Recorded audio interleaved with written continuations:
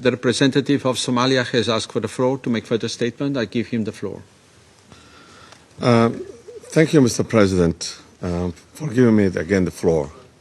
Before proceeding further, I want to make additional remarks in my capacity as a Somali representative of Somalia to directly address the claims made by the representative of Israel who spoke before me. I will make 3 points, Excellency. First, actions of occupying power in Palestine and indeed in the broader region are well documented. These actions constitute clear violations of international law. What we see today and time again are acts to terrorize civilian populations and crimes against humanity and forced displacement of a whole community, starvation of innocent people, and killing and maiming hundreds of thousands. And someone doing all these things are lecturing us today what they call genocide and things like that.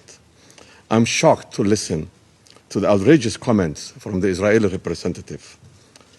If we want to talk about genocide, it's Israel that's committing on our own eyes every day. He represents a government that killed more than 70,000 people, civilians, including children, women, elderly, doctors, and other health workers, and patients in hospitals, destroying infrastructures, deliberately starving people of Gaza. To come before us, esteemed Council, and accuse Somalia of committing genocide is just ridiculous and it's unbelievable. The other thing that I want to add is he has no idea what Somali is and where Somalis are and what Somali stands for. I think the history is a selective history that he has just generated on his own mind. Let me give you some lessons on this. There is a systematic, it's a troubling, Somalia is one country, one people, one religion that fought together for independence from the colonial. And Somalia is again one that's fighting terrorist organizations in the Horn of Africa as a one group, one religion, one ethnic group. And then when you say the Somaliland, that was a British Somaliland, it was two regions, the northeast region and northwest region. And now northeast region is part of which is 45% of the land and the population are part of the federal government of Somalia. What we're talking about is northwest, which is also having a problem.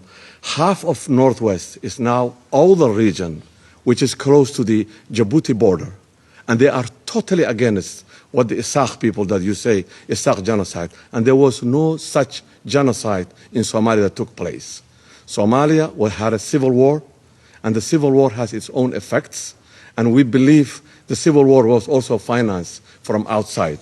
So to come to this place and lecture us humanity and genocide and human rights and independence and democracy, and we know what you're doing on a daily basis, is just an insult. And I cannot take it without responding to this. I thank you, Mr. President. I thank the representative of Somalia for the statement.